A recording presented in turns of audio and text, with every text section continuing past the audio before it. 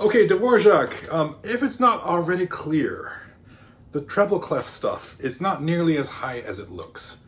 This is Dvorak specifically, the way he notates for the cello.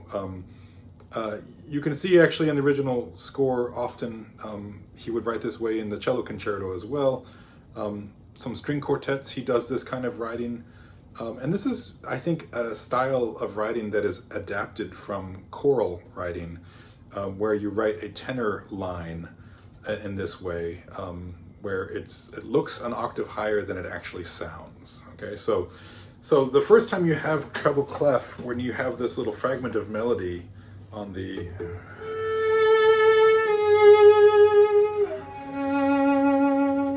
that's the octave that it's in. It's not no, that's not where it happens at all. It's might as well give that melody to the violins at that point. So it should be, and then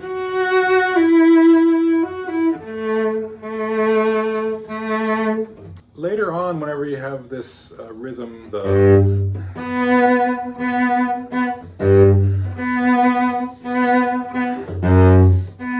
that's all fine.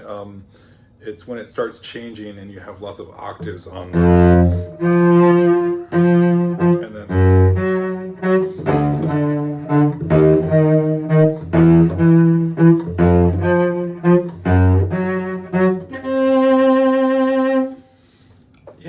I would just make sure you have a clean release there on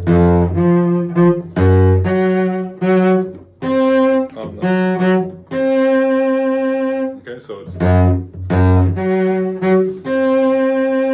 just to reposition the left hand there, because otherwise you're inclined probably to kind of go flat fingered there, which is then you're kind of stuck, and then it's hard to get back in tune for the next part.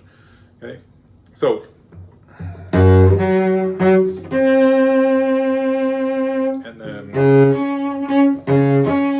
so this is on page 9 of the Dvorak. Count lines from the top: 1, 2, 3, 4, 5.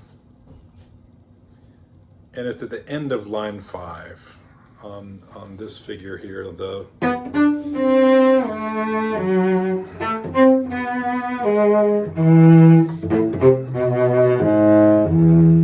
So what I noticed there is that in both of those instances you could play 4 instead of 3 if you prefer, because that requires that you re-stretch for the 3. But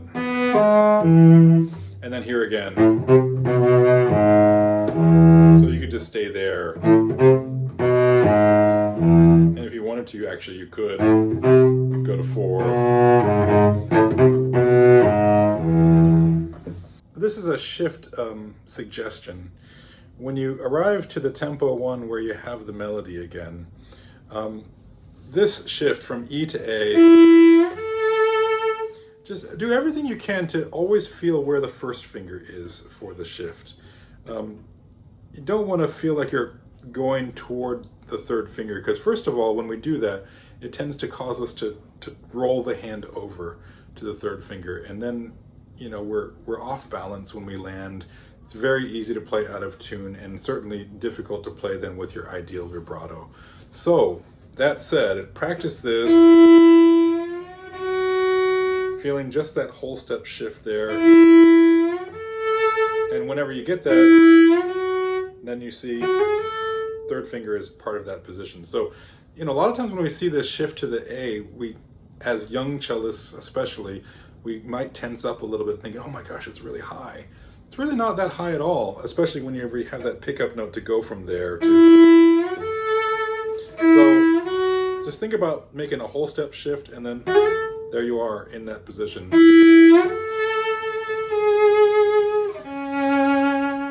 And then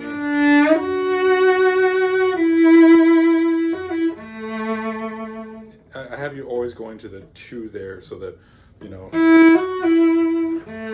it's a little more practical to get on a 5th from 1 to 2, as opposed to 1 to 1, because now you have to pick up and then reset.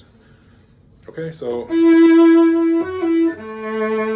just makes for a smoother connection.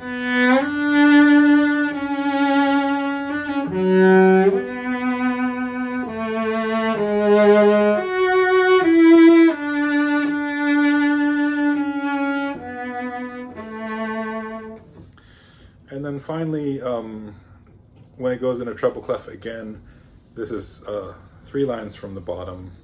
It looks like 6 because of the double lines, but so it's the top cello, 3 lines from the bottom on the F sharp. This fingering is designed specifically to give you the opportunity to get from the low B to the high B in a more practical manner. Because if you go all the way down the A string and then try to come all the way back up again, it's typically not the best way to do that as a section, because everyone's going to be shifting probably at different speeds, and it's a very difficult thing to coordinate. So, because if you do this, now,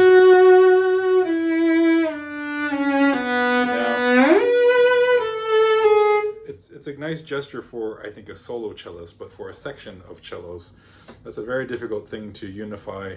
And you're also, of course, to point out the obvious. We're taking a big risk by making a big, huge octave shift like that.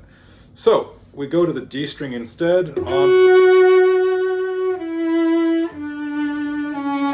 now we're very close to, and just like the other spot I was just talking about, feel just a whole step shift, and then you're right there for the B. So, and then,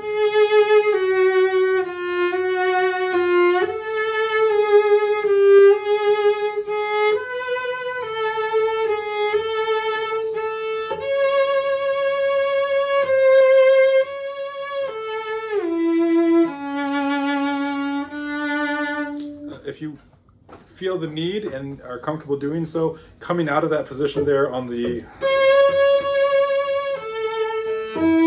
you can release that a little bit early because there's a harmonic there. So just in slow motion. If you feel comfortable maintaining your vibrato through all of that, just realize that it makes for a more risky shift there as well. Okay, so just reduce the tension whenever you shift.